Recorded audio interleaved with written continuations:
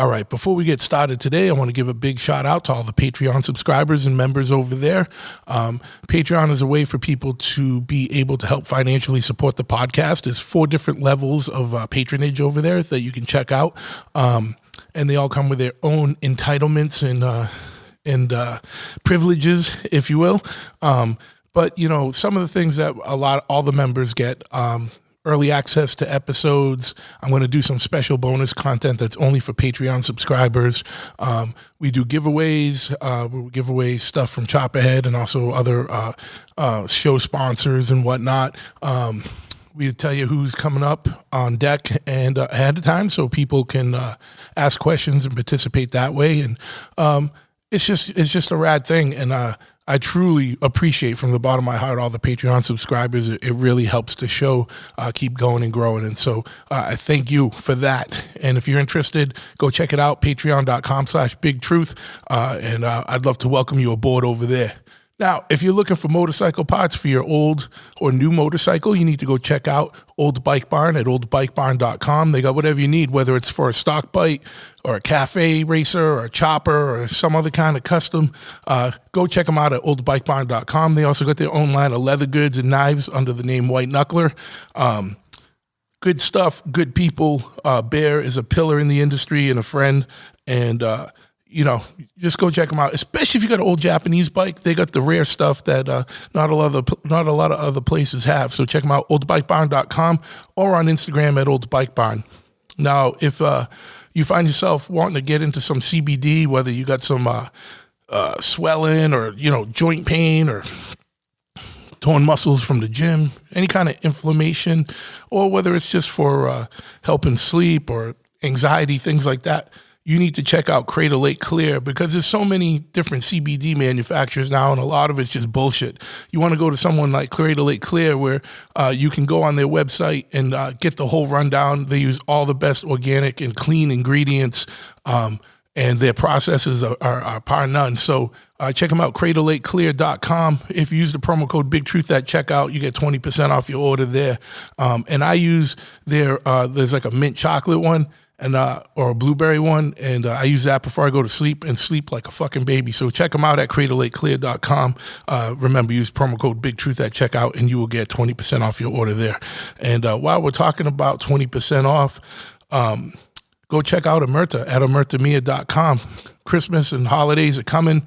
Whatever holiday it is you personally like or celebrate or observe, if there's a gift-giving tradition, go to omertamia.com and check out their whole line of wares, most legit streetwear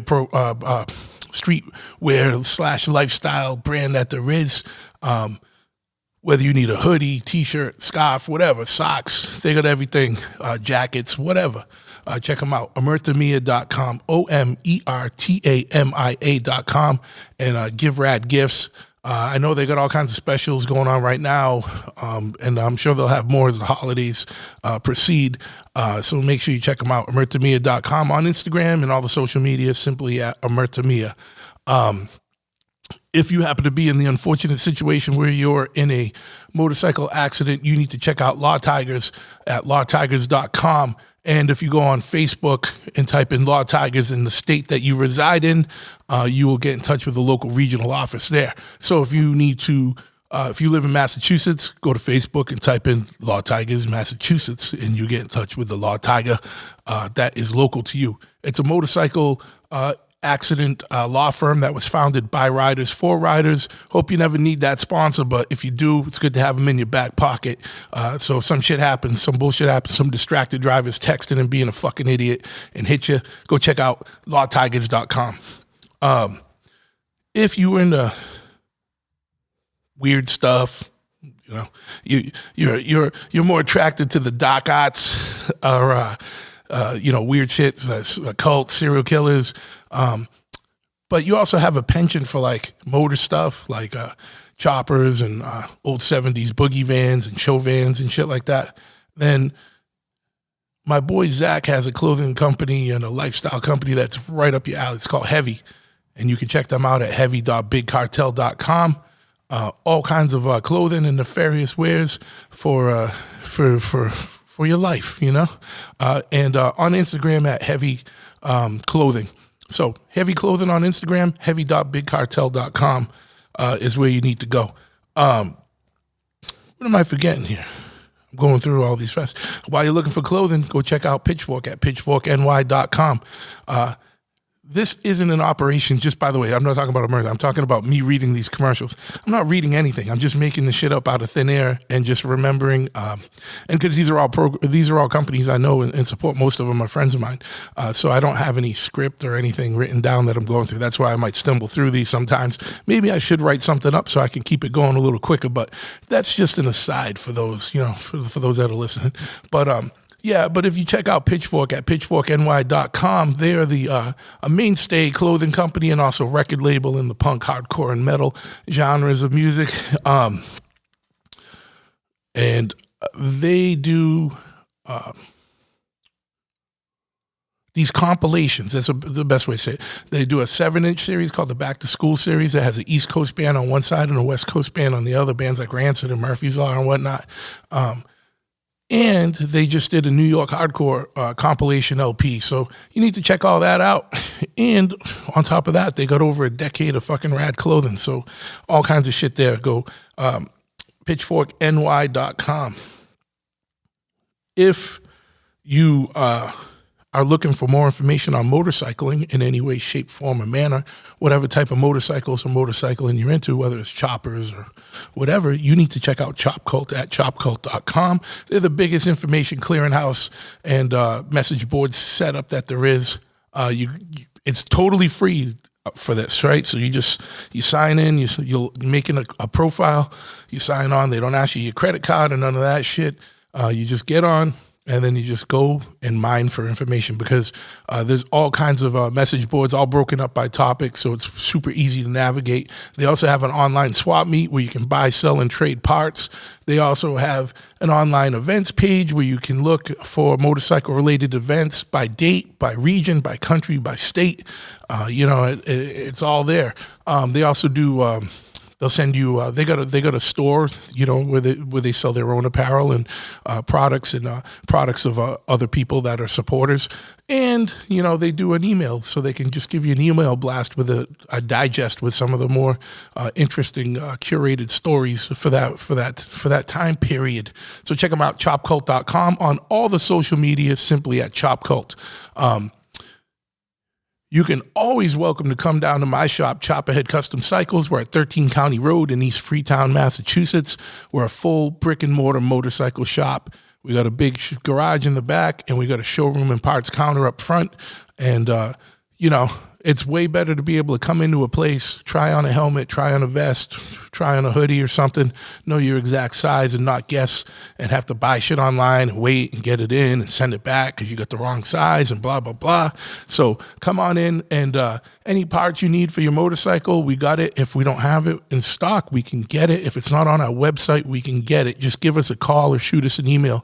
And if you need work done on your bike, we can do whatever you need, whether you need an oil change or you need a full custom chopper built, anything in between, speed work, audio work, motor rebuilds, whatever. Give us a call, 508-995-6764, or come by or visit the website, chopperhead.com. And we got all kinds of apparel and swag and whatnot on there. So check it out and support. Last but not least, if you want more information on the podcast, go to bigtruthpodcast.com. All the show episodes are up there. And most importantly, please, as a favor, wherever you listen to this podcast, whether it's off the website or you listen to it on iTunes or Apple or Android or Spotify or Stitcher or YouTube, wherever you're listening to it, please like, share, leave a review, leave a comment, leave stars, whatever thing there is you can do, because that boosts us up in the algorithm and gets us out to more people. So I appreciate it. And without further ado, I'll stop rambling here and we'll get into today's episode right now.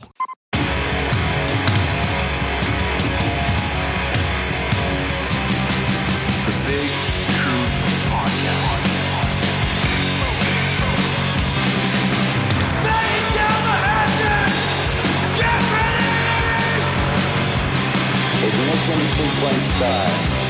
6, 5,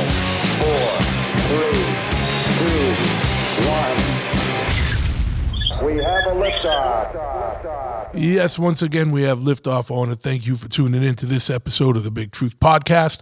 And I'm here today with my homie, Billy Graziadei, who you may know from bands such as Biohazard or Powerflow or just his solo career. He's a musician, a songwriter, a player, an engineer, a producer, a man of many hats. So I'm stoked to have him on today.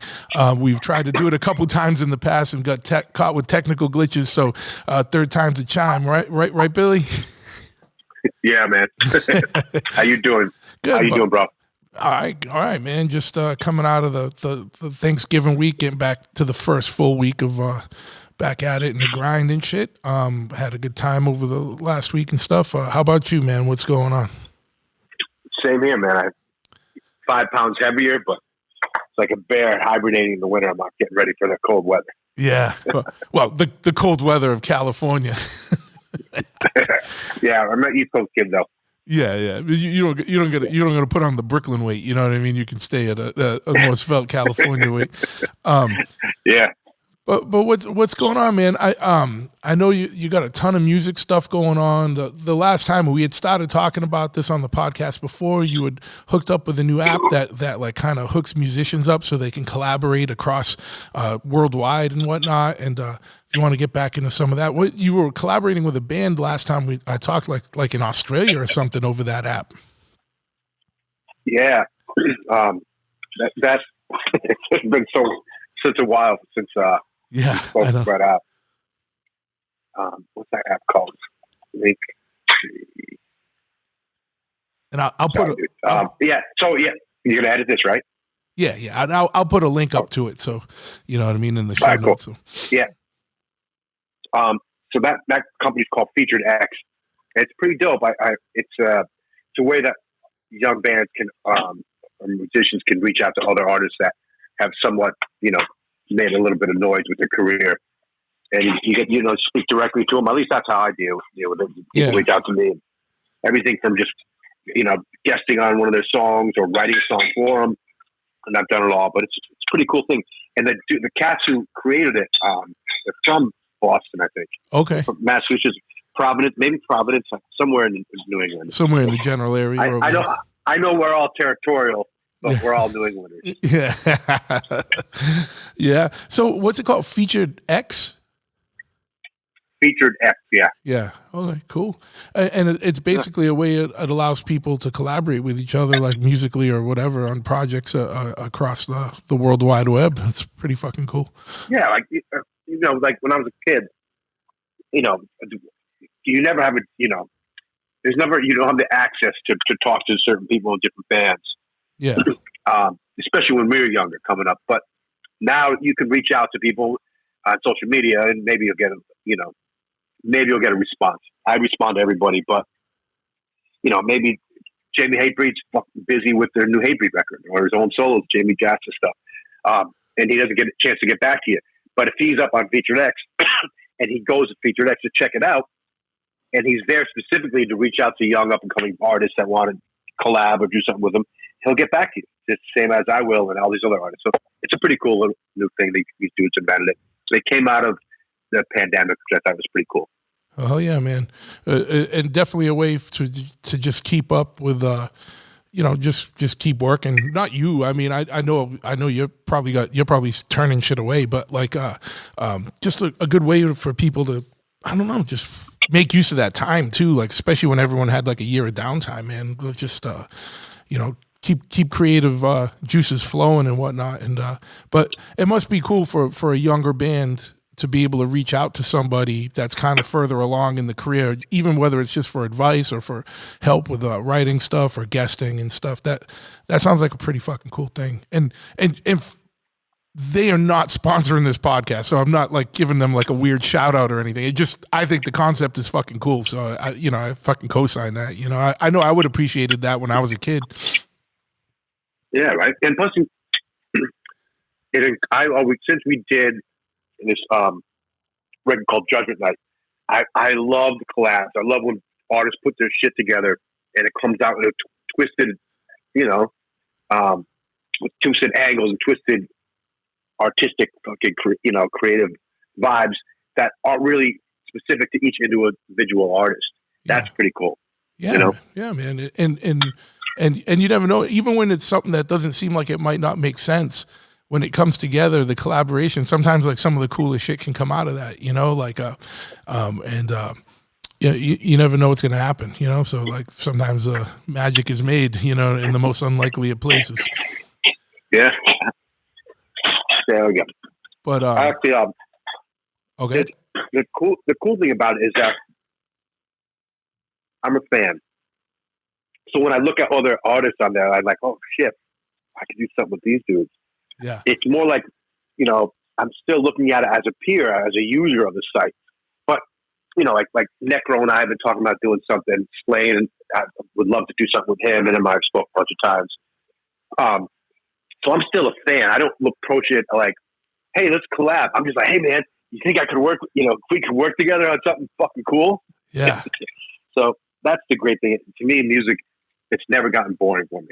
I still feel like, you know, a kid, you know, walking into the candy store for the first time with a giant sweet tooth, like, motherfucker, oh, this is fucking great. Even I'm releasing a new record, my second BillyBio record. It's a solo record, and it's still fucking exciting. Never gets boring. I always look forward to it. It's fucking badass.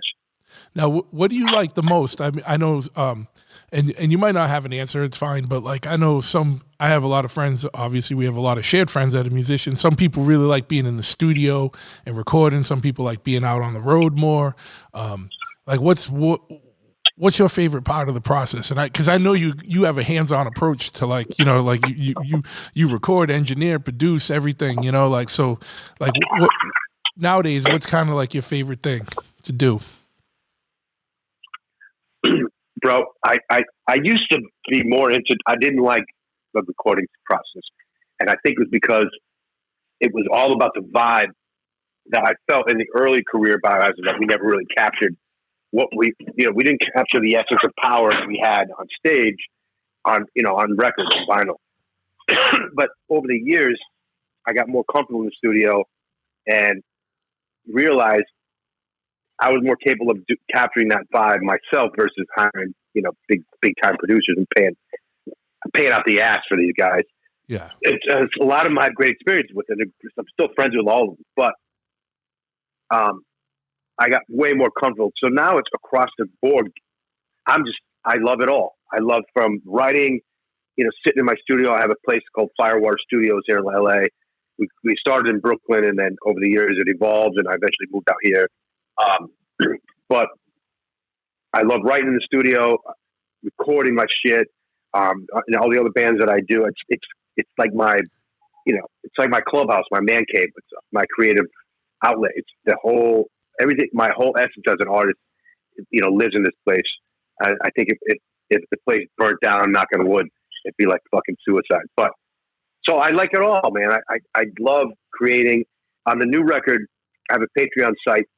It's patreon.com, BillyBio. But I did this really cool thing where, as I was making this record, and the record's called Leaders and Liars, it comes out in March. I drop we released one single, and I put out the new videos coming out tomorrow. A song I did with Toby from H2O called One Life to Live. Great song, fucking the most unique video I've ever made in my fucking career.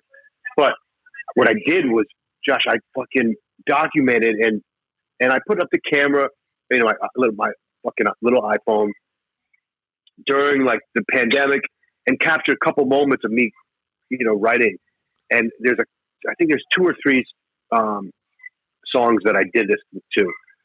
But I released this single that dropped. I didn't know what's, you know, I like all my songs. If they're on my record, I fucking, you know, I stand behind them 100%. So, but one of the things I learned along the way is I'm not good with the label feels the song is the right one to go with the single or a video for whatever. I'm with it. I like them all. Anyways, they happen to pick this one song that I documented the writing on. And on Patreon, what I did was every couple weeks, once a month, whatever, for the past 4 or 5 months, I've been showing different versions of the song. It started in me sitting in my living room on acoustic guitar.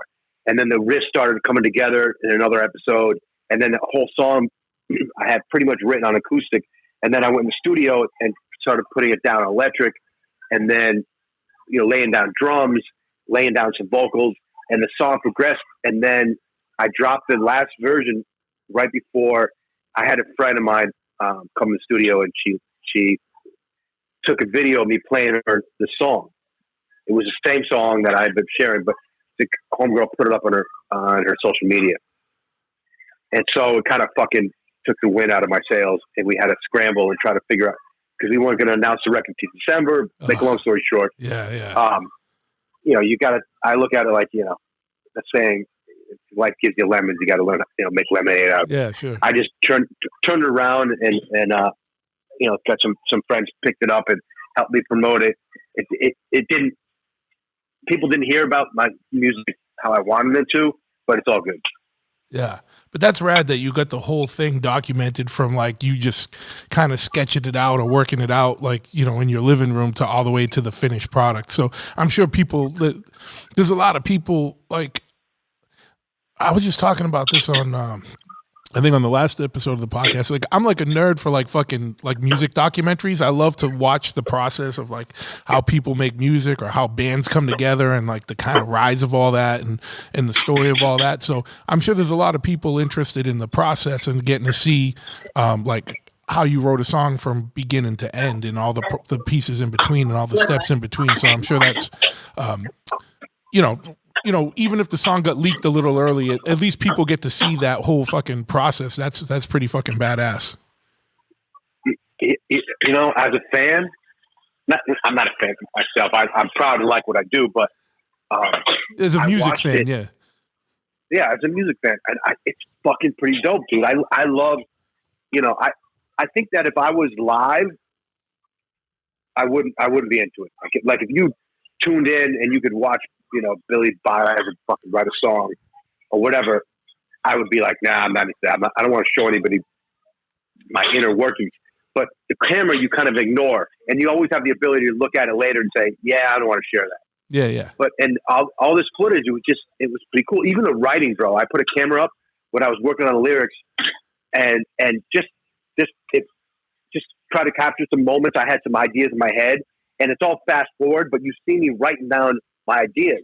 Some of the ideas in the lyrics stayed, and some of them evolved and changed. I remember the song had a different name at first in my head, but when I finally put it all together, it all came out, and I got Toby from H2O to spit on it, which is fucking awesome. Yeah, man. Hell yeah, dude. I'm like wanting to see this now. But fuck yeah, dude. So, what else? So you got a solo record coming in March? Any touring coming up? I know it's kind of weird timing, and I know things look like they're coming in place where touring might get fucking pushed back some more, or who knows or whatnot. But yeah, as of now, I do. I'm playing a show. We're doing like a cool party, a wrap up party for the record, December 17th. The dude from the Eagles of Death Metal. Oh yeah. Yeah. So he's playing some other bands that I produced. My boy Neil, I just finished his record, the band called Cutthroat. Band I produced. Anyways, it's December 17th. But the big tour I had, dude, fucking COVID, man. We've all lost friends and family. It's fucking sad. This keeps fucking just slaughtering everybody's plans. I had a big fucking tour. I can't talk about it because we're trying to make it happen later, but it was fucking huge. Yeah. And it was supposed to start March 23rd. And my records come out March 25th, but that just got canceled. I was fucking. Yeah. But I was like, you know what? There's something better out there waiting for me. So yeah. I'll wait for that. So was it a lot of was it a U.S. stuff or Europe that got canceled, or all of it? Both. Yeah.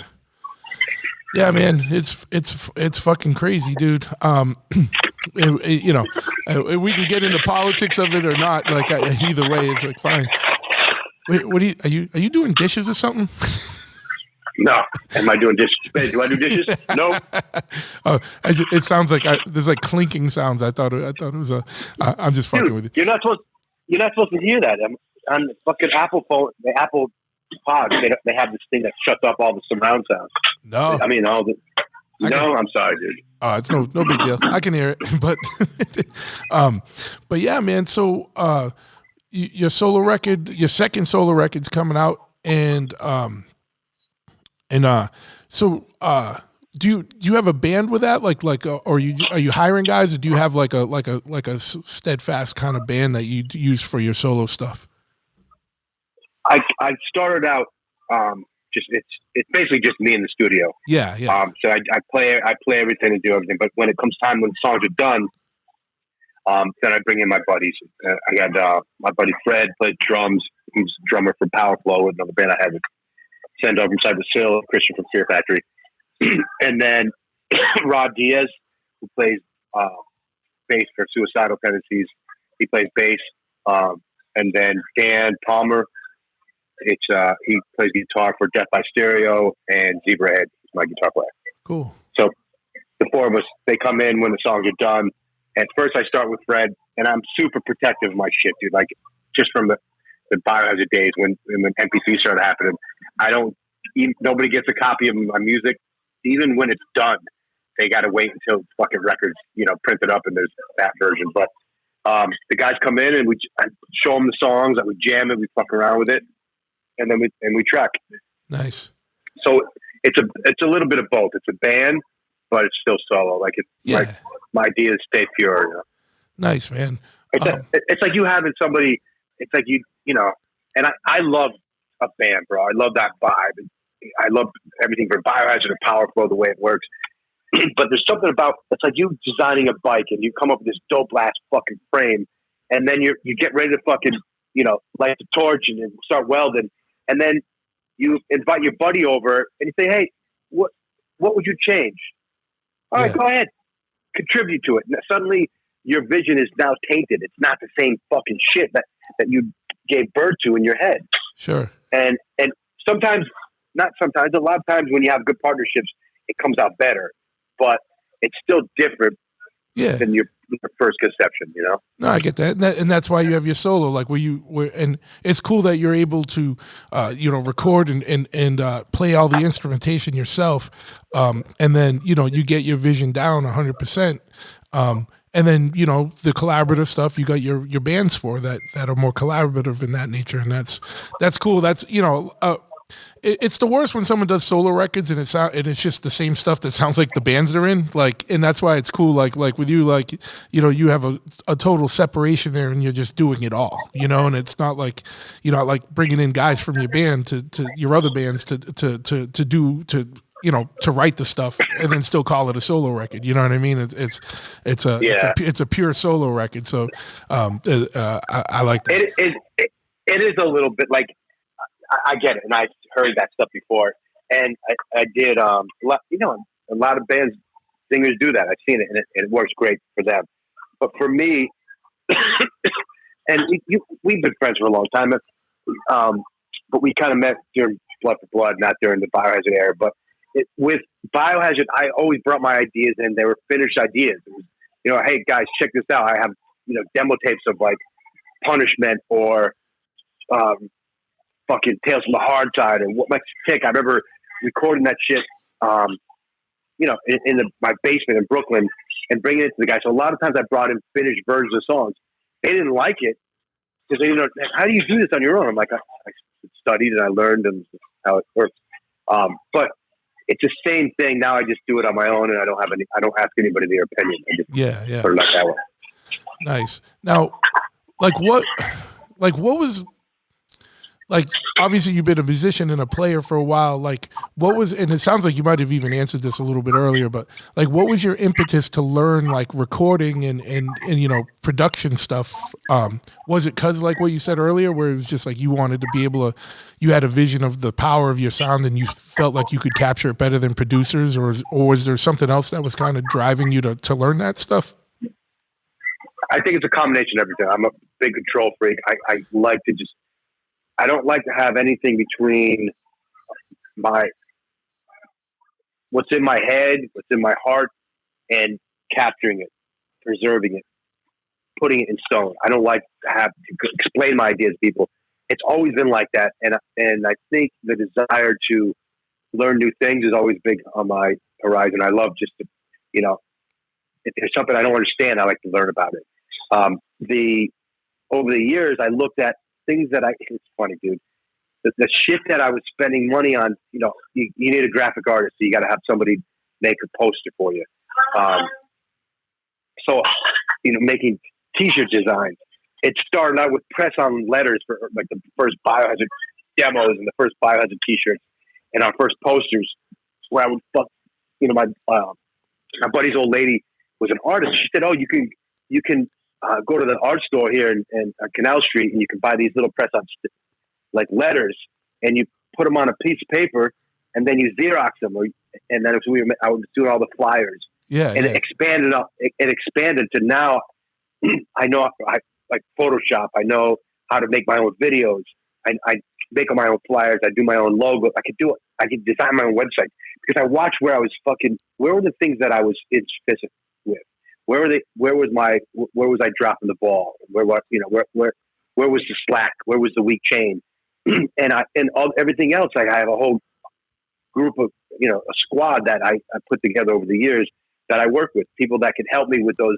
They're like specialists in you know, the new website for BillyBio I just finished, and we use WordPress so I could easily design it. But before that, my homeboy taught me how to program HTML and code, so I knew how to look at for things, and I you know, I couldn't build it from scratch, but I knew how to change things, and I learned that way.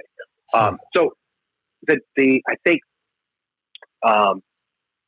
you know, necessity is a mother of invention. So having the desire and the need for these skills, a certain skill set, I ventured out and learned how to do those things. Yeah. You know? I get am I in McFarlane with the fucking camera? No. Yeah. But you know what? I make half of my videos for fucking a fraction of the cost. And like the new video I did, I'm dropping it tomorrow, bro. It's the fucking most unique video I've fucking ever made in my life. And especially in a world where we're all part of the hardcore and metal scene. And you kind of, I've seen the same kind of themes redone a lot. And I'm glad to be able to be the first fucking metal hardcore band that came across the Brooklyn Bridge with all your fucking crew and Punishment. But that aside, it's hard to come up with something new. Sure. And nobody has a budget anymore. So your money shot is not with money. It's got to be the idea. Yeah. So this whole fucking video I did, I shot it on my fucking iPhone. I work with my two homeboys and they help me out with it, but it's my fucking iPhone. One shot, dude. It's the whole fucking video is one shot. And I came up with all these different ideas. I had the whole thing about it, which I'll talk about over the next week or so, but it's fucking badass. But it was the idea, and it made it super unique. Yeah. And you know. Well, tomorrow, you know, when it drops, or you know, I'll look for it, or shoot me a link, and I'll post it up. You know what I mean? Thank you, brother. And dude, not for nothing, man. I just started shooting some shit with because we do the TV thing, Chophead TV, and I'd been shooting with like a DSLR, a mirrorless camera, a DSLR, and the new iPhone 13, man, looks just as fucking good, dude. Like that cinematic mode with filming. I'm like, Jesus, all I gotta do is bring my phone now. I just shot 2 bike shows with just that, and it looks fucking beautiful. Bro, it's unbelievable. It's just scratching the surface because they, you know. Oh yeah. And every time, because you know what they're giving us right now for a big fucking price point, they got shit that just is mind blowing. But they're waiting because they're gonna get to that level with 3 or 4 updates. You know? Oh, of course, yeah. It's crazy, man. What I've heard is the technology that a lot of these companies have is literally 10 years beyond, and that they're holding and not putting out is like 10 years or more beyond what we have in our hands today, you know, whether it's phones or other things. And so I don't doubt that they got some fucking rad shit coming down the road, you know? You know, it's funny about that because I'm a big tech head. I mean, obviously that side of my life, but Apple had a chance to buy Tesla, and they didn't. Yeah, fucking Tesla. They don't play by those games. That's why they're the innovators, and they were first to market, and that's why they're fucking the kings of the EV world. and because they have, it's not like they have the technology and they're waiting to milk it to make money out of it. Apple does that.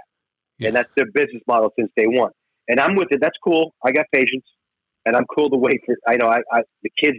Everybody gets their phone first, and I'm the last in line to get the new phones. Yeah. Always, but it's okay. But Tesla, that motherfucker, Elon Musk, he comes up with something, he works on it, and I love how he doesn't. He's not scripted at all. No. He'll let the shit out of the fuck. He'll let the cat out of the bag, like before you're supposed to. And he's like, "Oh, I probably wasn't supposed to talk about that, but whatever." And I think that they're innovative and they're the top of that market for that reason. It's so funny, this conversation I had.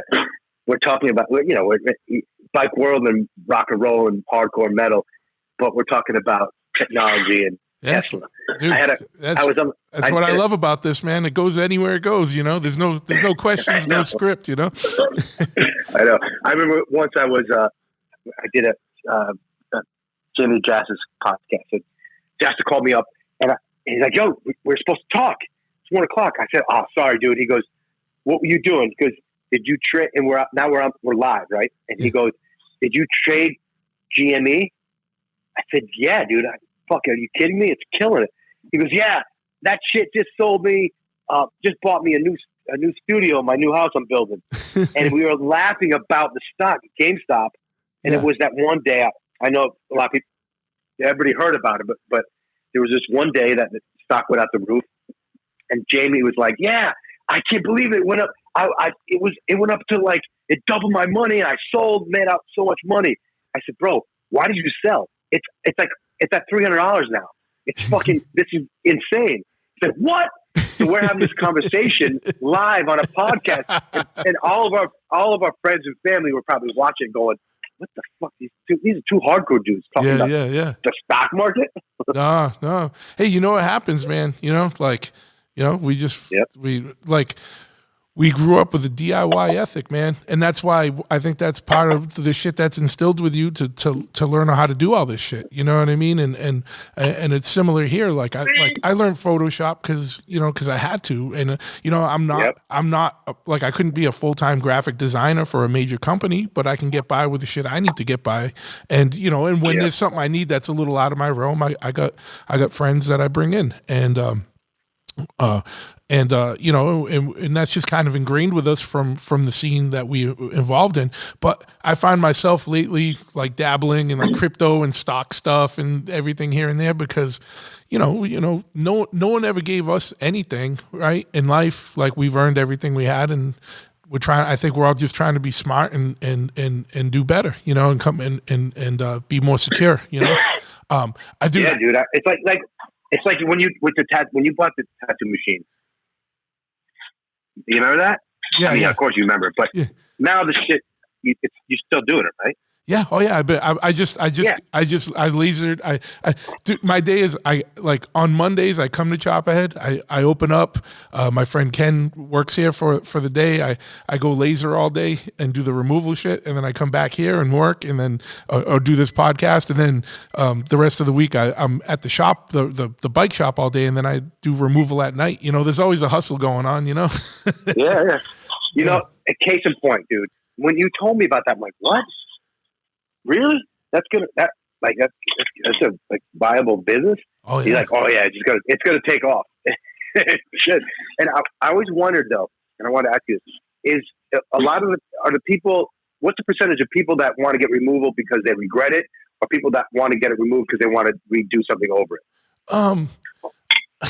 I think I see a lot more of the lightning to cover old art up with new art more than some of the other laser places because I'm more ingrained in the tattoo world. So I get a lot of artists referring people to me for that reason. But I'll tell you my main classes of clients. Number one, first and foremost, is an unfortunate one, but I remove a lot of names and ring finger tattoos. Number two is removing tattoos for employment or reasons, whether it's someone joining a branch of the military and they got something in areas where they're not allowed to have tattoos, like hands or neck or face or something. Or, whatever line of work they're going in, they need to get rid of. But I get a lot of military people that are trying to get rid of stuff before they join. And then I get a lot of people that are just lightening old stuff so they can go over it with new. Yeah. It's a funny thing, man, because when I got into it, I thought I was going to see a lot of real fucking horrible tattoos or and really it's not. I remove a lot of decent tattoos. Like I've removed some that are fucking awesome, and I'm like, you sure you really want me to start lasering this? It's a fucking badass tattoo, but yeah, it is what it is. It's a bizarre world, right? Yeah. But fuck yeah. So yeah, dude, it's funny that whole rise of GameStop. I didn't get in on it, and I regret it, but I know people that got in and were buying it when it was like $10-13, and would it go up to like $300-400? Like I knew one dude that was up like over $100,000. You know what I mean? And then he like held out, and then it went down and down and down. That's obviously hindsight is always 20/20 with things like that. But man, there's so many. Like, aren't they trying to do another run with that, or AMC or something? They're trying to do a run on. Yeah, dude. It got up to GME. It's been on a trend. It keeps going up higher and higher. But the peak in that day or that week was almost $500, like $480. Yeah, it's fucking insane. And since then, it's hit $350 a couple times. But so AMC, where are they now? They're talking about stock market shit. But AMC. We bought some AMC because everybody loves the fucking movies. And I thought to myself, like, all the movies, everything's closed. And the minute fucking the world opens back up, people are going to be fucking, it's going to be like the Wild West. They're going to want to go to every bar, every club, every show, every concert, and every fucking movie. Right? Yeah. So I was looking at the AMC, and we bought a little bit, and then it dropped. Bought a little bit, and they start talking about how they're trying to avoid bankruptcy because they believed in the same thing that I believed in was going to happen. They believe that when it opens back up, people are going to go back to the movies. And sure enough, they were right. But they kept the price the more the price dropped, the more AMC kept putting out press releases that they were going to sell stock to pay their bills and dilute the stock, but it and put out more offerings, all these business shit. It's hard to understand, but it made the price go lower and lower. And there was a point I remember, like I think the last time I bought some shares, it was at $2.50 or something like that. So we were averaged in real low, and then GameStop happened, and maybe it was like a week later. So I can't even remember.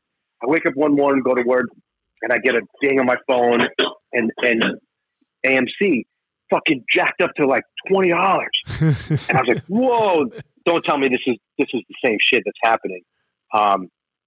As GameStop. And it did.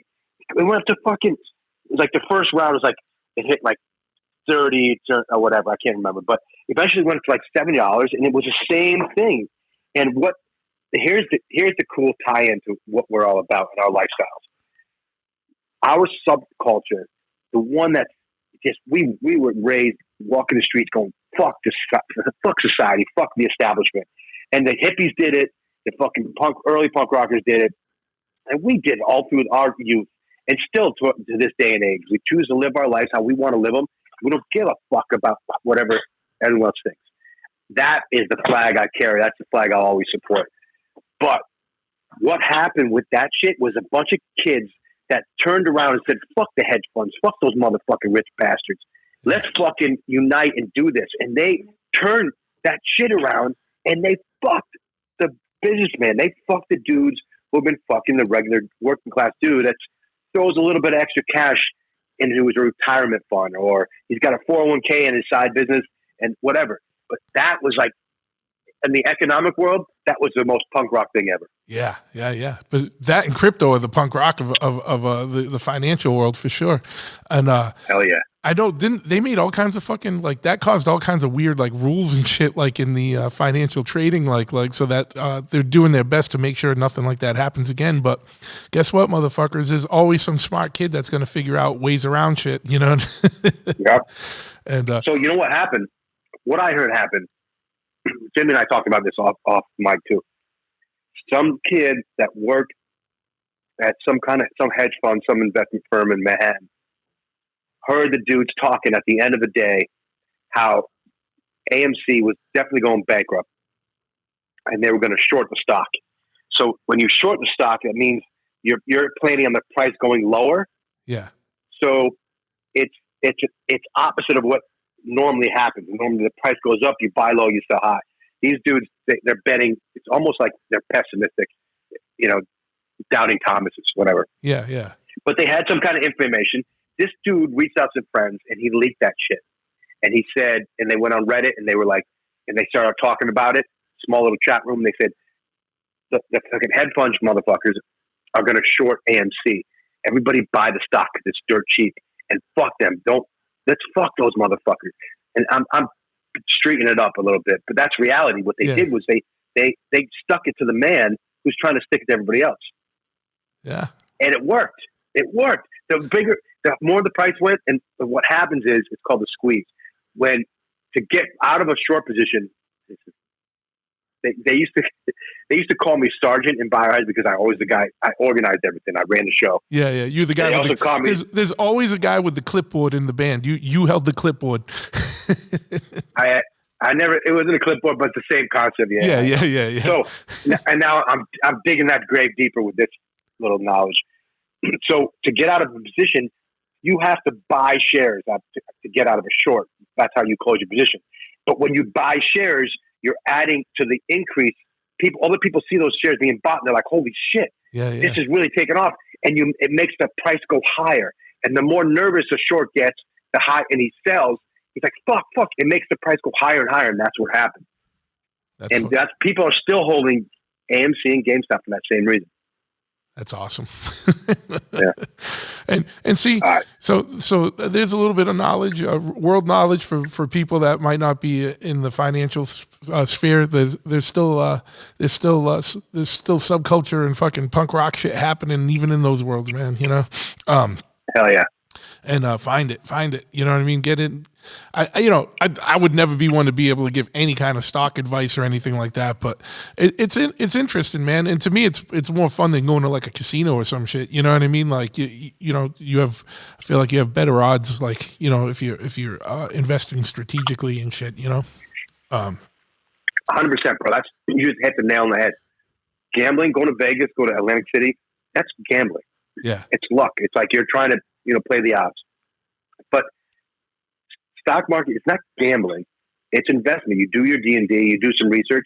I'm not a guy. You're not supposed to give advice unless you're like an accredited investor. Sure. But my advice is, don't be a pussy. Find something you like, put a little bit of money in there. Yeah. Take like 5% of your paycheck, throw it in there every couple of months. Every couple of weeks or whatever. Twice a month, make it, and add to your position, whatever, and watch it grow. Yeah. The stock market, people say, "Oh, it crashes. I'm afraid." I was afraid because I fucking grew up in Brooklyn. I never trusted anybody with my money. I was an Italian dude who put his money under his fucking mattress. Exactly. Yeah. But I wish I would have learned a little bit more.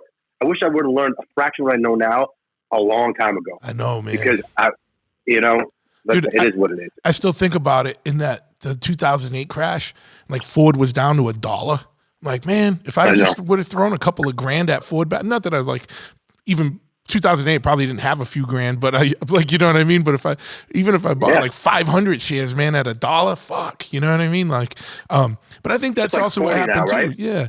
Is that, we've gone around the world. We've gone around the world. Yeah. But we've also gone around we've rotated around the sun a few times, you know what I mean? So we've seen crashes and comebacks and crashes and comebacks, and just know, like, you buy some shit, it might crash, but just fucking stick with it. Don't sell off when it's worth nothing. Could come back. You never know. Especially if you're like invested in like some big shit. You know what I mean? That's like it's gonna come back. It's gonna come back. I mean, I watch fucking I remember when fucking a Bitcoin was $600, and I was like, I don't even know what that is. I ain't buying that shit. And then it went to like 60 grand, and then it went back to like $5,000, and now it's back up in the 50s. You know what I mean? It's fucking shit's all over the place. My boy called me up. He said, "Yo, you know much about crypto?" I said, "I heard a little bit about it, but I've never, I'm not educated on that." He goes, "Bro, it's fucking at $900. You should just take, drop $500." I said, I'm not even gonna get one share. He goes, "It doesn't work like that. It's not like stocks." And I didn't, and for a little bit later, and I did, and I just always regretted not learning or not investing in that sooner. But it's always like that with everything. Like, oh fuck, woulda, coulda, shoulda. I wish I would have started playing guitar or trained jujitsu. 10 years earlier. But it is what it is. Yeah. I mean, you can't go back. You just learn. Oh, go ahead. Sorry. No, just move forward. My advice to anybody is, if you look at all those charts that look confusing as hell, all it is a price point. And the stock, every chart in the stock market gets higher. The more you move to the right, it gets higher. So everything gains value more. And the problem is, when I was younger, your money loses value. You put it in the bank, you put it in savings, it loses value. And the money that I used to keep in my fucking underneath my mattress didn't earn anything. Yeah. It lost value because inflation. But if you have to make your money, and that's how the rich make their money. They use their money to make money. And people, as you get older, you understand that, like, okay, cool. I need a little bit of money to invest in this, because with this, I can buy this fucking car for $2,000, do a little bit of work, sell it for $3,000. Now I can take that $3,000, buy a little bit nicer value car that's going to be more and more worth its value. I put $2,000 in that, and I sell it for $9,000 or $10,000, and you can keep doing that. But the other thing is, when you make your profits, you can put it into something that you think is viable. I think that, like, the world is obviously turning more and more green. There's things, there's obvious things, like when the pandemic hit, everyone was caught in the ships, and that shit crashed like motherfuckers. Airlines crashed, all this stuff, and so you can play it that way. But other companies that are tried and true, and like you said, from Ford, which is probably $30-$40 a share now. Yeah, probably. Yeah, I haven't even looked. Yeah. So, anyways, let's talk about something a little bit more on our pace. Yeah, no, absolutely. So, what? We haven't ran into each other in a long time, and I've always meant to ask you about this. So here we go. But, like, what's up with Powerflow? How did that come together? That's a interesting concept for a band right there. It's you and Sendog from Cypress Hill, and like, how did you guys, like, what spawned that, and what, are you guys doing anything with that right now? Yeah, actually, with Christian from Fear Factory. So yes, yeah. Christian, who that dude, we have the second record. It's done, wrote it all. It's all ready to go. I'm just waiting for Christian, who moved away. He lives on a farm in Texas, and he's fucking loving it. But I'm waiting for him to finish his bass track. So that's going to be the second record for Powerflow. Powerflow, bro, this is, when I talk to my friends, I'm like, this is such a cool story, like how it happened. We were doing Biohazard still, and Sendog and Roy from Downset came into the studio to sit with me. And Sen and I did a lot of work together in different projects over the years. We've been friends since the early 90s. And I was always a major fucking Cypress Hill fan, and he was always a Biohazard fan. The dude is a fucking more of a metalhead than he is into hip hop. He loves hip hop, of course, and he's a godfather OG of hip hop. But he's a fucking metalhead. He's fucking huge Megadeth fan, Metallica, huge Pantera fan. And he grew up, he was a Cuban dude in Southgate that grew up with Dave Lombardo. There were two Cubans that were best friends in Southgate. It's a section of LA, South LA. So, said the funniest thing he said is, like, bro, my parents couldn't afford any instruments. So, we had a pen and paper. So I was spitting lyrics, and that's how I got into hip hop. But he was best friends with Dave Lombardo, drummer of Slayer. Yeah. And he told me, he goes, bro, one time Dave came up to me in school. We were in, like, 10th grade. And he's like, hey man, my band's playing in the quad out in California. They don't have the schools aren't indoors. Each like there's a building for the classrooms, but to go to class you walk outside. And there's a lunchroom that's outside, in the open, and they call it the quad, I guess. But so Sen went the next day to see Slayer play in high school. They all went to high school there, or most of them, and it was fucking unbelievable. But so this is how it happened. Sen came in the studio, and he was like, "Bro, I got something new going on, and I'd love to get you down with this." And I told him flat out, I said, "Bro," I said, I got a family and kids just like you. And, if I'm leaving, I want to do a solo record, but if I leave my family, I just can't slug it out with a new band. I said, I'm down to work with you on any level you want, and I'll produce, I'll write for you, whatever. But I need to stay home. If I'm going to leave, it's going to be for Biohazard, and, it's easier to pay the bills, grinding with those dudes who are my best friends for life. Yeah. So Sam was like, yeah, nope, it's all good. It's all good. So he would come by the studio every Sunday night after football. He'd bring a bunch of beers, some of his bros, and we'd hang out. I'd play him some ideas.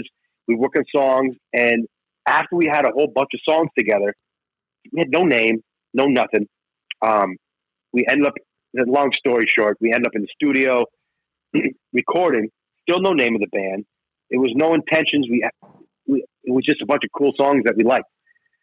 So my drummer at the time, Fernando, Brazilian cat, he turns to me and in Portuguese, he says to me, hey, bro, this is fucking great, man. We all get along. It's a good time. Let's do a fucking band. Let's make it real. And I'm like, we're having a blast. We're there for like a week. And I'm like, yeah, let's do it. And then within a couple of days, Sam was like, hey, I'm thinking of this name, Powerflo. What do you think? And at first I didn't really feel it, but I'm like, yeah, that's cool. I get it. And the name was a term that Roy came up with. He's talking to Sen about Sen.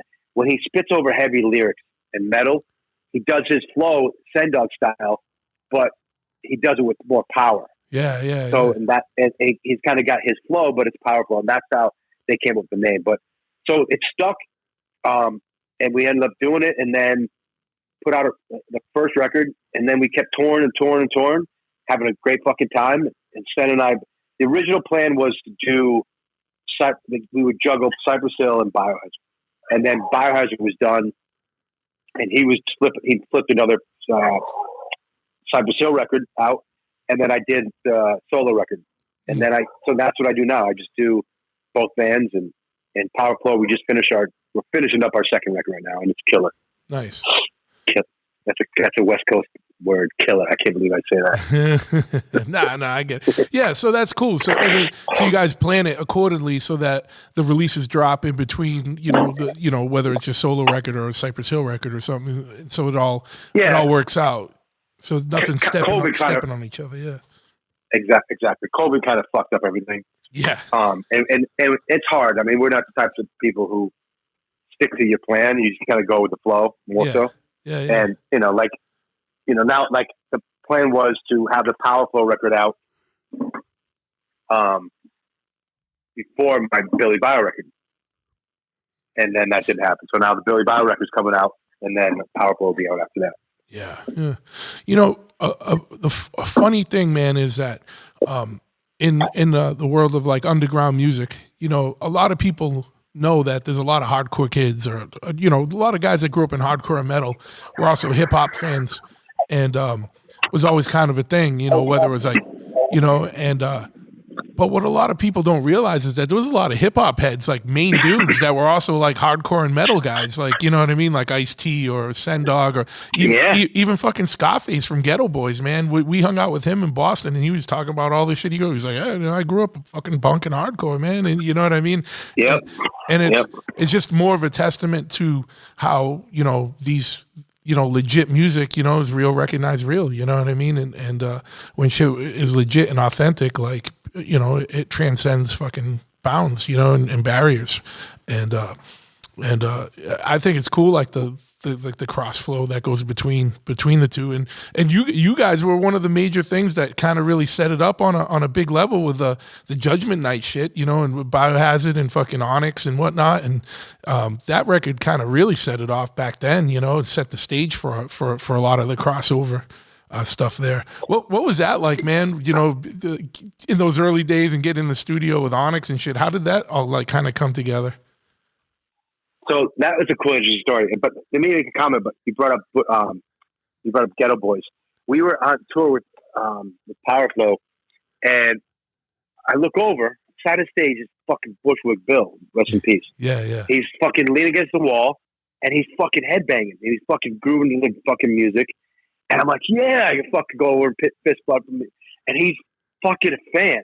He comes out, we finish the show, and he comes on stage, and he's like, yo, let's do an encore. We're like, we didn't know what the fuck to play. Yeah. It was one of the first few shows, first tour, but it was funny. But he was a huge fucking metalhead. Hung out backstage, mad cool dude. He passed away recently, but yeah, I know. So the Onyx stuff, we were on tour, I think with Sick of It All, and it ended in Cleveland. And a couple days before, I got a call from our manager, Scott Coney, who just passed away from COVID. But he tells me that the Onyx camp, they wanted me to do a remix of a song called Slam. Yeah. And it was a big hit on the radio. So they flew me home. The guys, they drove back from Cleveland when the tour ended, and they flew me home. That's a whole crazy story about that, but I'll keep that private. But so I go in the studio and do this remix, and I play guitars. I had Danny come in a couple of days later and lay down some drum beats, and then so it's guitars and bass, but it sounds like Biohazard, of course, because that's what I do. Yeah. Especially back then, that's all I did. So it becomes like a Biohazard collaboration. They call it Bionics remix or something. I can't remember. And they put the shit out. It was like a more metal version of their song. That friendship, we did a couple shows together. And then that friendship turned into us being paired up for this Judgment Night movie soundtrack. This guy named Happy Walters put together. And he paired up fucking unique, pairs of different musicians, from Ice-T and Slayer, us and Onyx, Cypress Hill and Fate No More, I think. And so many different cool collabs. Yeah. And we ended up doing a song together. So the song we did was the title track for the movie called Judgment Night. And we worked with Jam Master Jay, rest in peace. I can't believe there's three people I just mentioned in the past minute. I know, dude. It's fucking crazy. Yeah. Yeah. So Jam Master Jay was from Run DMC, and he was the producer of the track, and it was fucking killer. We wrote a cool song together. We sat with him in the studio, and another cool collab was House of Pain and Helmet. That was pretty cool. Yeah, I remember that. That soundtrack was big when I was like a teenager. It was huge. Yeah. So that's how it got together, and I remember, in all due respect to Jam Master Jay, he brought more of the hip hop part of the song out, and it wasn't. He didn't. I mean, that's his thing. If I was a producer, I would have brought more metal out. So I actually redid that song, and it'll be coming out next year sometime. But it's way more metal. It's fucking killer. It's great. Yeah, man. Well, and Run DMC were one of the first to stop putting guitars like that rock box, dude, off their first record. They had fucking guitars right off the rip, and then they did that. Then King of Rock, and then what else? So they did that collaboration with Aerosmith, like fucking Hey, dude, like there's always been overlap. You know what I mean? You get the two circles, and where they overlap, like there's been a real little solid core there, man. Which I always appreciated, man, because I grew up with both, and it wasn't, it was. Everyone always thought it was more common for hardcore kids to like hip hop, but they didn't realize that there was a bunch of fucking like legit top tier hip hop dudes that were in the core. It was fucking rad. Yeah. Yeah. And still is. I mean, Ice-T's got Body Count. You guys got Powerflow. Like, you know, there's still shit going on right now, you know? Yeah, dude. I wrote a song for Body Count. And I played it for his friend when he came back. I said, yo, check this out. He goes, that Ice? I said, yep. He goes, oh, fuck. I said, and he goes, you wrote that? I said, yeah. He goes, why did we use that for Powerful? I said, I played it for you, but you weren't feeling it. So I gave it to Ice-T. And so when I got that song back, dude, and I heard, because I'm a big fan of Sen and Cypress. I love Sen's fucking voice. Oh, yeah. And it's funny, when we're working the studio together, I'm like, usually especially in the first record, not so much anymore because we have our sound, our style now. Yeah. But the first record, you know, I'm watching the Jets and he's watching the Raiders, and we're just, you know, partying in the studio. And I'm like, no, man, it's got to be more fucking groovy like your stuff. And he's like, no, it's got to be faster and heavier like your shit. And that was we were pulling each other's specialty out of each other, but opposite. Yeah. And that was like the birth of Powerflo. But when we worked with Jam Master Jay, it was really cool what he did. I love the song. I think it was great. And I remember we wrote the song. Onyx was there in the studio with us, and we came up with the ideas, left them with the basic structure of the song. They did their stuff. They came up with all the verses, and we had to finish the song. So we redid all our tracks and wrote some new parts and put it together in Black Sabbath Studios in Birmingham, England. And we had like 3 days off, and we got into their studio. They let us use their studio. And bro, we were like, for 2 days we were partying. We were like, holy shit, we're fucking partying in Black Sabbath's fucking studio. It was amazing, bro. And then we get a phone call. Hey, you guys got to leave a little early because Tony's got a new song he wants to work on. We're like, what? Fuck. We were just fucking around. We weren't even working. Yeah. We were just pissing away record label money. And then we're like, all right, now we got to fucking put the note on the grind. So we started working, and we banged up the song real quick, and we were done. Yeah. And you must have been like, hey, do you think I could hang around and watch fucking hang out with when Mr. Iommi's working on his new jam here? You know, I know, man. That'd be awesome to be a fly on the wall for that type of session. You know what I mean? Yeah. I remember we did one record in LA with this good friend of mine, Ed Stasium, our producer, and Rolling Stones were doing a record in another studio, in the same building, but in the main room. We were in like the Dirty Kid studio. Yeah. So the big main room is where they have. It was called A&M Studios, and when we were like a long time ago, they had this famous "We Are the World." It was called. It was a famous song where they had every pop singer and musician sing the song, and all the food went to feed the hunger. The hunger. That was on MTV relentlessly when we were kids.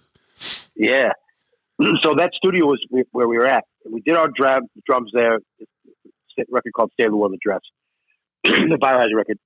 And then to do overdubs, we went to another studio, which wasn't as expensive, and it was a little bit smaller and it fit our needs better. And when we did, the Rolling Stones came in the big room, and we were just like, "What the fuck? The Rolling Stones, fucking amazing!" And our producer Ed Stasium worked with Mick Jagger on a couple of the solo records, so they were tight. They knew each other. Yeah. So we would go in there and not hang out with them, but we met them. They were fucking super fucking cool. But I remember going to the studios and listening to what they were working on, and there was faxes on the wall because Mick would work during the day and Keith Richards would work at night. But they only communicated through fax. Like Keith would work at night. Mick would come in the next day and he'd write notes or fax. I remember for some reason it was fax. They would fax information back from their pads. They would fax the studio and say, "Oh, okay, I listened to what you did last night. Change this. I like this better. Do that." And that's how they communicated. And we were like, "Whoa, it's fucking." Because I'm sure that times they were in the studio together, but while we were there, they would just work separate schedules. Yeah. So crazy. Yeah, that's what I mean. That's what I love, like the process, and that's why I said I love watching those documentaries that show like bands and their processes, because everything's so individualistic and unique to each kind of fucking band. You know, it's It's funny. Yeah, it's pretty cool. Hey, I'll tell you what. So I have like 2 years ago, I brought my father for his birthday to go see the Rolling Stones. They played out here at the Gillette Stadium, and man, you know, them dudes still put on a fucking 2-hour show and do not stop, and still put it out there, man. Sound tight as fuck, you know. It's crazy. Those dudes are professional, man. Fucking legit, you know. I know, man. I want to see them, and fucking they're still killing it. They're in their 70s, bro. Yeah, it's bananas. And their setup is so big because some of our boys work on the, you know, stage crew. They have 2 of the exact same huge stage setup because, like, while they're playing one show, the crew's ahead at the next, you know, arena setting up over there. You know what I mean? Because it's so massive that they got to have 2 of them. It's fucking bonkers, dude. Hello? Yeah, dude. Yeah, I'm here. Can you hear me? Yeah. My dog was just making a guest appearance. Dude, you walk by the house, just your shoes alone on the fucking sidewalk. He fucking barks and howls at you. What kind of dog? He's a rescue, but he's mostly, well, he looks like a fucking Labrador. Okay. He's probably about 35 pounds. I'll probably go to be about 40. But he's definitely got some kind of honey blood. And then my wife did a DNA test thing. Like, listen, that's bullshit. But it came back like he was like 52% pit bull. We're like, what? Yeah, they didn't say anything about pit bull. But he's a great dog. He definitely got some Labrador in him. Yeah, nice. He's a retriever for sure. Like he sees animals and he points. His tail gets straight. His nose there. He's got the stance. And I'm like, you're a puppy. How do you learn that shit? Yeah, it's crazy. Like just genetics and dogs and like different breeds and how they have different characteristics. And it's like, you know, I have a German Shepherd and he has every one of the fucking German Shepherd characteristics. It's like, wasn't taught that, you know, like, and I got a Old English Bulldog and she's got all the Bulldog characteristics, you know, and it's just funny, man. Like the shit that's in us innately from, I don't know if it's a genetic memory or some bullshit, you know what I mean? But it's there. You're born with it. Yep. My kids are super musical. They're really talented. And it's got to come from the family. Like my brothers are all musicians. My mom was. My father he's a scientist, but he played clarinet. Grandfather, uncle, accomplished piano players. And it's genetic. It passes down. And the same thing with animals. They know cats, a little kitten, you just wave your finger in cat litter and that's it. They go and they know where to go. They do their shit. You know, this is a good dude here. Pritch. But that's cool that it's a musical family. What are your kids? What do they play or what are they into? Everything. My daughter's amazing singer. Both the kids sing incredibly well. They have like perfect pitch. But my daughter has a band, plays guitar, a little bit of piano, but mostly singing and guitar. She plays drums too. She's fucking awesome. And my son is killing it on piano, but he also plays cello and trumpet. Nice. And pretty solid on drum kit too. Yeah, that's cool. You guys should do like a 2021 version of the Partridge Family, man. Take that act out on the road. You know, it's the Brazilian family that we're friends with, and they do that. They're all musicians, and they have like in their living room is their jam room, and they fucking jam all the time, bro. It's fucking hilarious. That's awesome. It's great. They have a blast. They're super close, but yeah, my kids. It was pretty cool. My daughter liked it. Like she jams at my place, my studio, and her girlfriends get together and they have a good time and they love it. My son hasn't jammed yet with anybody. He's more into writing songs. He's really good at it. That's awesome, man. And it's cool because, you know, like you can help foster that and facilitate it and let them grow at their, you know, into whatever they're into. But you can help with, you know, any stage of that. Like, you know what I mean? So it must be some good bonding stuff for you guys, you know? Yeah, 100%, dude. You know, you have kids? Nah, no. That's why I can work so much. You got freedom. I know. Yeah, you know, I'll regret it when I'm older and I die alone in a nursing home. But for now, you know, I'm just fucking out there rolling. You know, if I'm around, I'll come visit you, brother. Yeah, fuck yeah, man. We'll do some shit. I'm just waiting for where I'm old enough where I can go out and be an asshole and just blame it on Alzheimer's. You know what I mean? But fucking, what else going on, man? Like, I know you always kind of get your hand in multiple baskets, and you've already talked about a bunch going on. But is anything else you're working on, like just side stuff or collaborations that you got in the works? Yeah, I mentioned the Patreon thing. That is a new creative outlet for me that I really fucking like. A friend of mine, I was doing a podcast with him, and we were talking about different hustles in the music industry because COVID was shut down and everybody was done making records and touring. And he told me about his Patreon. I'm like, fuck that shit. It's like a money grab. I've never been about exploiting my fans. Yeah. And he's like, no, man, it's not like that. And he explained it to me. He goes, just give it a chance. So I gave it a chance. I looked into it and I was like, wow, this is fucking badass. It's kind of like having a party, like, it's funny because when I tell the West Coast people, they don't get it, but East Coast, it's like a Thanksgiving dinner when you're a little kid.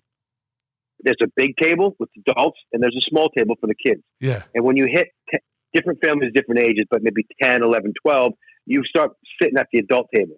But until then, you're cracking jokes and, throwing peas at your brother, your cousin at the kids' table. I look at it like having a party at my house. Hey, my dog, if he doesn't like the way I'm scratching him, he'll try to nip me. Oh. He's like, yo, I don't like it. I'm done. I ain't down with that. Yeah. So Patreon is kind of like, it's like I'm cooking up food and every time it's a different meal.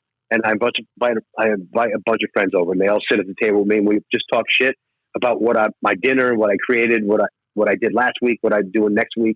And that's how I look at it as Patreon. It's kind of like, it's made for the people who come and see you and they go right to the front of the barricade. They're the ones who are in front that point at you and say, hey, your nose is bleeding or you sneeze and you got a fucking goober hanging on your fucking chin. Yeah.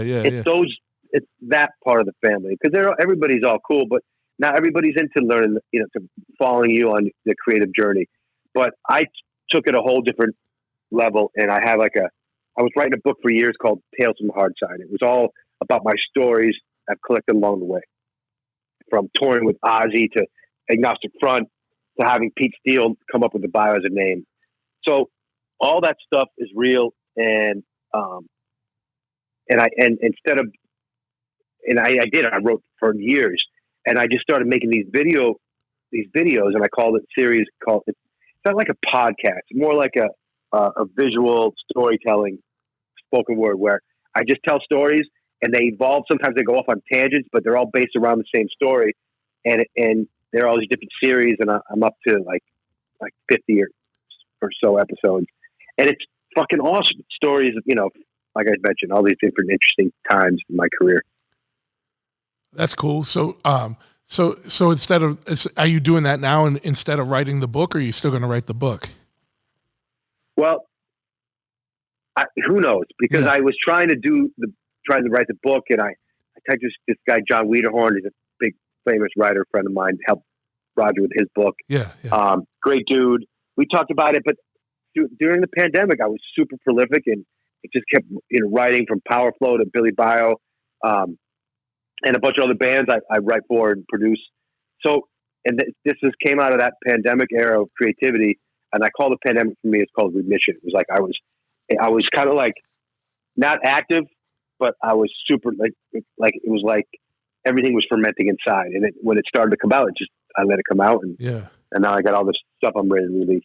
So the Patreon, I'm super creative with it, for not just the stories, but it's sharing the creativity, like the making of the song, and it's all real footage of me just writing a song from scratch, and now it's a fucking single. Tomorrow I drop a video for it. Fuck so yeah, man. Most people see the end result. They see the video and then they get the record or whatever, and they're like, "Oh, cool song." They don't know the story behind it, Yeah, so it's a way you're letting the fans that are like the most invested fans, kind of get in a little deeper and see a little more of the process and get a little more of the inside scoop of the stuff. That's fucking rad, man. And even like the title of the record, like I was I had a bunch of titles that I was tooling around with in my head. I took a poll, so a lot of people to participate in things like that. Like picking singles tonight. Actually, right now, wow, they all get this video before everybody else gets it. Okay. It's not a big deal. Yeah. It's not like I'm fucking Metallica. But the people that support me, Prince, you're gonna fall off the couch.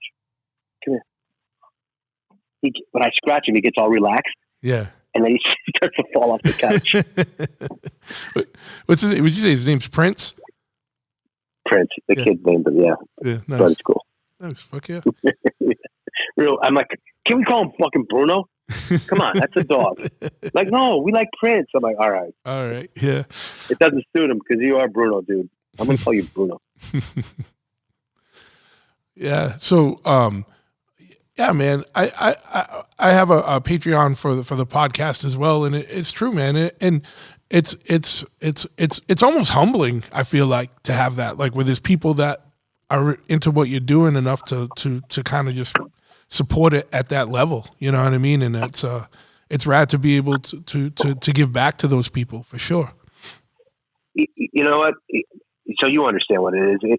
That is so right, dude. It feels like humbling in the sense that, like, I remove all of, like, because we're talking directly. You know what I mean? There's a few people. I have a couple tiers where we write music together, and I teach them some of the techniques I picked up over the years. So they see a lot of the inner workings of my creativity, but I'm also showing it to them as a friend, not like this dude in a spotlight that some record company says, you know, some magazine puts you on a pedestal. I've never been about that. Yeah. Anyways, but it gets way more personal, and I like that, you know? Yeah, fuck yeah, man. And no, it's cool because I've had people from that are on my Patreon like come out to the shop and shit. You know what I mean? It's fucking rad. You know, it's like and then it's like you become like legit like friends with these people. You know, yep. And it's fucking cool. Yeah, man. Well, fuck, dude. Like, what's since you brought up Tales from the Hard Side, man, what you gotta lace me a little bit with one. Like, what's one of your favorite memories or one of the craziest ones? Or not me, but the listeners here, you know what I mean? So what's one that you particularly enjoy talking about? There's something crazy just happened too, because I told the story about, it's a true story that happened, and out of respect for my buddy, because he called me up, he goes, bro, I've been hearing from some friends that you tell this story, and it kind of makes you look fucking like a herb. I'm like, but it's true, dude. It's what happened. So I'm not going to go there, but it just happened. Like, they called me up last night. But there's a bunch of stories, and they're all equally entertaining and stunning and fun, and great to hear. It's like that, you know, I'm not the old dude at the bar that swiped over his drink saying, you know, back in the old days, but they're fucking entertaining stories. Yeah. So one I'll hit you with is, there's a story I tell about how I almost fucking knocked out Lars Ulrich. He dissed me at a club in front of my homeboys, and my boys are like, yo, you don't know him. He fucking dissed you. I'm like, yeah, fuck that motherfucker. He knows me. I ran up to him, and I'll finish. You could, if you want to know how it ended, you can go on my Patreon. I'll leave it at that. It's a little advertisement, but the story is awesome, dude. It's a funny story. Yeah. What was this? Was this back in the day, like in the early days of Biohazard, or like what was the time frame? That was late 90s. Okay. Yeah. Yep. And then I tell a story about meeting like Life of Agony guys, Pete Steele naming Biohazard, telling us that we should use the logo. You guys should just use the symbol. Don't use the name.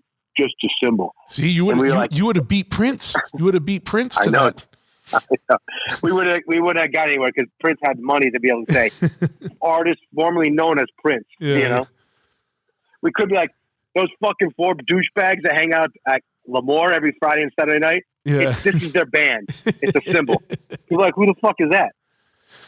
It's crazy, man. Like people, you know, and I don't fully know the depths of it either, but I don't think people understand the depths of influence that Peter Steele had on like fucking hardcore, New York hardcore and metal in the 80s and 90s, you know? Like he was involved in a lot. Yeah, dude. And yeah. He was, man. We did a couple songs with him over the years, and you know, it was sad to see him go. Yeah, real sad. Absolutely. Because you wonder what else because that motherfucker had a lot more brewing that would have came out, man, 100%, bro. He yeah. But before we and not to go down like a sad road here, but like but just going back to your Patreon real quick, what is your Patreon address? And I'll make sure I put it in the show notes because you made it sound very interesting. I'm sure there's going to be people that want to get involved. What was is it just BillyBio? Patreon.com/BillyBiohazard. Yeah. So all my socials is Billy Biohazard. I had a band with one of the girls from Kitty called Suicide City, and it was like after Biohazard was over for a bit, and I was done with it. I wasn't into I did everything I wanted to do with Biohazard, and I was moving on. So I wanted to do something different and something new for me, and I stopped talking about Biohazard. I didn't let anybody, you couldn't mention Biohazard in the press releases or all that shit. And it was kind of like, you know what? I worked my ass off to build up my name and to build up Biohazard. And so that's why now I accepted that's who I am. Yeah. I'm Billy from Biohazard. I got a family, I got kids, I got a middle name and a last name, but people know me as Billy Biohazard. So that's how I go as. And obviously BillyBio is an offshoot of that. Yeah, sure. Yeah. No, I get it. And, and I think that's a natural part of the process, man, because that was such a big part of your life for so long. I think it was natural that you had to kind of step away and kind of clear it out before you could embrace it again, Yeah. And process it. Exactly. Yeah. Because I realized who I was and what I was about, Yeah, absolutely, man. So there's no date on the new Powerflow record. Your solo's in March, and then is there a tentative date on the Powerflow, or are you just kind of waiting? No. The way it works, I mean, I know what's going, the time frame. Yeah. But until it's done. You're still wrapping it up. Still wrapping. I'm waiting on Christian. Hopefully that's funny. We're doing this podcast. This is not going to show up. So I'm talking about a video that comes out tomorrow. Yeah. But by the time this comes out, this is going to be, it came out last month. No. This will come out. This will come out either this Wednesday or next Wednesday. So it'll still be super relevant. Yeah, it'll still be super new. If it's out, it'll either be out for a day or like a week. You know what I mean? Perfect. So just for posterity, so people understand, we're recording this on what is it, the 29th today? So November 29th. Yeah. So November 29th. So comes out tomorrow, and then if you hear this on the 1st or the 8th or something, then just go look it up. I'm sure you'll have it posted up on all your social medias and everything, right? Obviously. Yeah, there's links I post it all the time with the video links. What's the name? What's the name of the track? Song is called "One Life to Live." Okay, and it's featuring Toby from H2O. Yep. Cool. What are some of the other? Who else you got doing guest spots on the record? Or do you not want to say? Yeah. No, it's all right. It's not like some big secret. Yeah. Not many, man. COVID was really tough. I had a lot of people I wanted to work with, but Robbie from The Exploited laid a track. Nice. My buddy Dan played bass on some stuff, and that's it. Toby. Exploited. Even Sendog. Go ahead. Sorry. Even Sen, I didn't get to do anything with Sen. All the time we spent together was working on Powerflow, so it would have been cool. But to have him guest on something that's kind of like Powerflow anyway. So. Yeah. I get it. That was Exploited was actually my second, punk or hardcore show ever. Back when they weren't very well liked in Boston because they had that song Dead Cities and it was on like a live record and they're like, this one goes out to Boston. It's called Dead Cities. And Slapshot was making those shirts that said with Waddy with a cross on it, the sniper scope on it said Punk's Dead, You Next and all that. But still a good show. It was a guilty pleasure at that time. Any kid got into especially back then, there wasn't as think about it, right? Like when we were first getting into like punk and hardcore and metal, there was not the sheer volume of music that there is now. No. Like you could I know. you could own most of what was out there, you know what I mean? Or like be exposed to most of what was out there. Now like now these styles of music have a fucking 40-year history, you know what I mean? And that many bands over the years, and like and so many different offshoots and subgenres now. It's really weird to think about, you know? Because think about, like, it always bugs me out. Like if I think about stuff that even was a little before my time that came out like in the early 80s, like that stuff is like when we were kids was like weird jazz music, like, you know what I mean, like super oldie shit, you know what I mean? Like if you look at the timeline, like in the late like in like 1989, 40 years before that was like 1949, you know what I mean? And like think about the music of 1949, you know what I mean? Like it's fucking you crazy, and it's exponentially. We grow off the shoulders of giants that stood before us, and that's what happens. So think about how much music is going to be out there in 10 years. Yeah, wow. Exactly, man. And with people with the ability to record and make music on your laptop and in your bedroom, that's another reason. So, and anybody can load their shit up to fucking TikTok, to Apple Music, to Spotify. And with that, all you got to do is get up there. If it happens to hit, you know, like Billie Eilish, that homegirl started on fucking TikTok. Yeah. And she was, you know, or YouTube, I can't remember, some social media, and she was popular. So she started doing music and people liked it, and then bam. Yeah. You know? It's crazy, right? So think about when we were teenagers, if we had the ability to record a song in our bedroom and get it out to the world, like literally 35 seconds after you were done recording it. Like you can have it out to the fucking world. That's bananas, dude. It's so bananas. Like it's fucking crazy. Like all you gotta do is hit boop, upload, fucking gone, send it out into the fucking world. That's why these cats, the fucking all the mumble rappers and the hip hop stuff, or trap rap, whatever they call it. They're so fucking big and popular, and the sole reason is because it's one dude who makes the decision. One dude who says yes or no to a deal. One dude they got to fly to fucking make, just do his one or two songs at a club. And it's so easy. Yeah. And the hustle it's just like everything is on point. You don't have to deal with egos in a band with some guys like, yeah, I don't like that idea. Why not? I don't know. You got anything better? Nope. Ego shit. Yeah. You don't have that. Yeah. You know? I don't think it's so much that the music's good, because it's not. Yeah. There's some catchy shit, catchy as fuck. They say some funny shit. But for reality, it all sounds. I know I sound like the old man. No, it all sounds the same.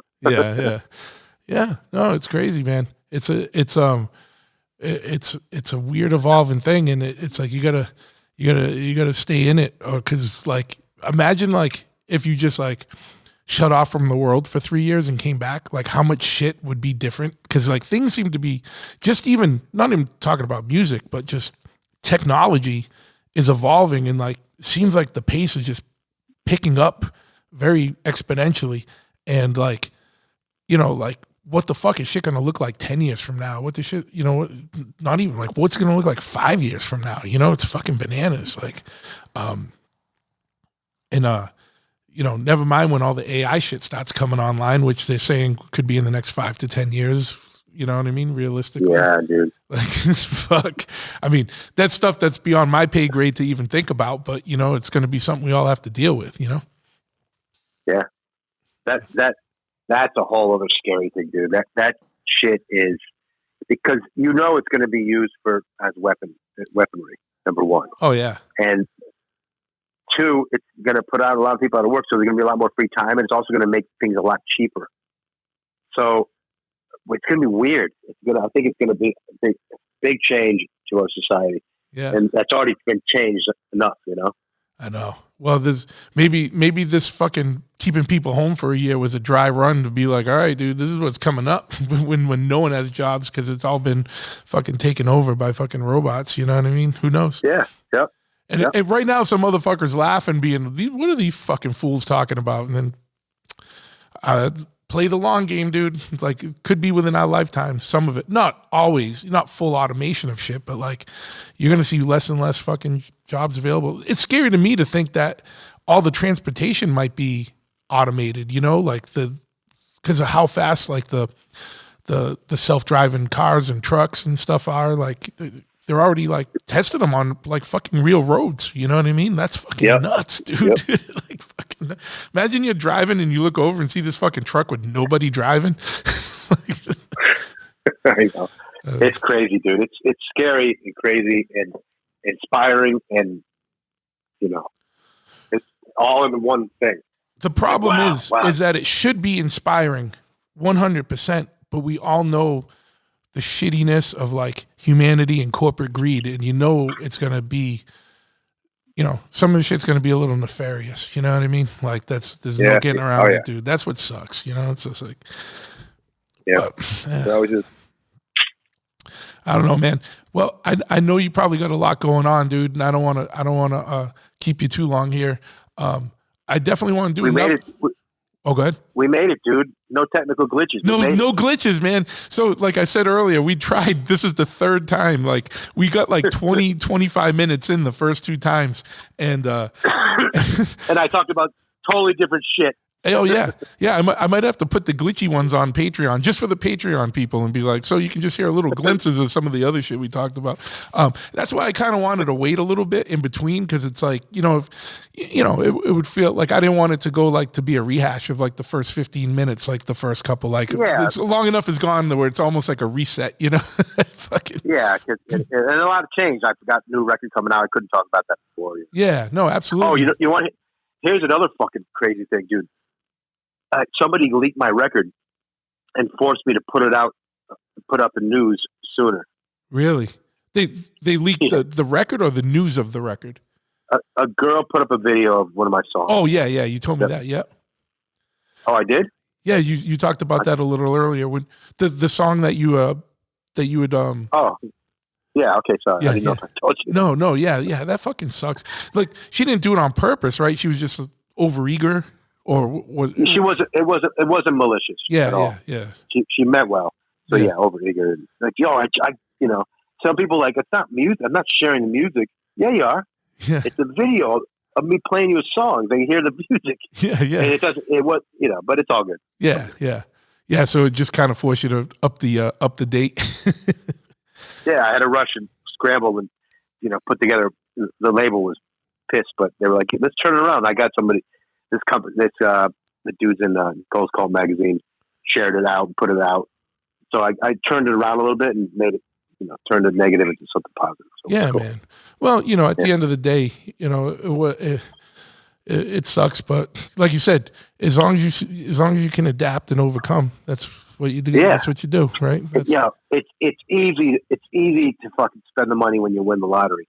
The hard part is winning the lottery and losing the lottery ticket and figuring out how to turn that into an opportunity. Yeah, exactly. So we can all celebrate the wins. Nobody sees the pile of losses that you're standing in front of. Yeah, exactly, man.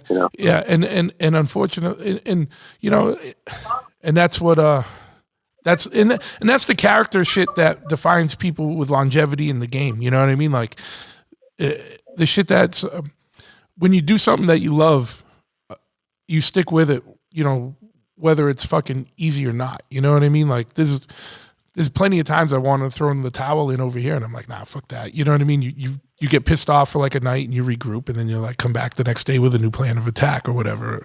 Or, like you said, like shit got released early. All right, fuck. You could have just dwelled on that and been like, fuck this, blah, blah, blah, and got pissed. But, you regrouped and fucking spinned it into what you wanted it to be, you know what I mean? Or the best outcome for it, you know what I mean? And that's the shit people got to do in life, man. You know what I mean? Don't be a victim. You know what I mean? Fucking take control of the situation and put it how you want it, But dude, we gotta do one of these in person. It's way easier in person, like in funner. Like it's good on the phone, man. It was an awesome podcast. I'm not saying that, but it's like I just love doing them in person so much better. When the world opens back up and we're traveling around more, we'll run into each other. You know what I mean? And we'll fucking go off and do one quick. But 100%, bro. I love talking always, but talking in person. It's so much more personal, and because the body language is everything. Absolutely, especially East Coast kids. We talk with our hands. Yeah, I know. I like the whole time I've been like motioning and stuff, and I'm like, no one's seeing this. I'm looking at my hand right now as I'm talking. I'm like, what am I even doing this for?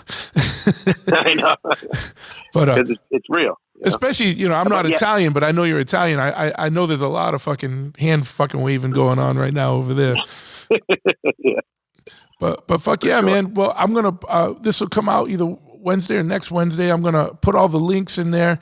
Everyone fucking, dude, you have such a mammoth discography. But go to Billy's sites and check out what he's got going on. Support the new shit. If you're not familiar with the old shit, go back and research it and dig it up and find it, because it's just the beauty of things nowadays is everything's still available and you can find it in one format or another. But make sure you buy some vinyl. And are you doing any on different like vinyl colorways and stuff? Are you doing some of that? I know vinyl's fucking tough sometimes now with fucking printing presses being backed up and shit.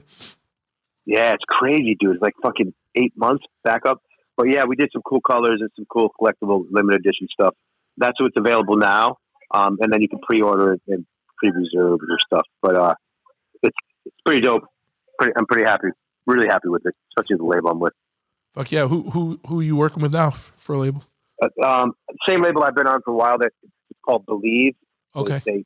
They're just running shit in Europe, like worldwide. But my imprint is called AFM. Nice. Pretty badass. Fuck but yeah, dude, man. 100%, man. I love to talk to you anytime, and I want to see your shop and maybe get a tattoo removed. Yeah. I got a few names that were covered up a few times. Just starting to peek through, or but fuck yeah. I don't care. I like, it's kind of like the tree. You cut the tree down, you see all the rings and see how old it is, and you can tell if it's a rough winter or a bad winter. Yeah, our tattoos are they kind of like put a stamp of time, and a rite of passage in a lot of ways. And it shows us who we are, Absolutely. So man. I'm okay with them. Fuck yeah. I know a couple buddies of mine. I remember Bobby has a tattoo on his lip, spelt wrong, and Evan spelled one of our records wrong.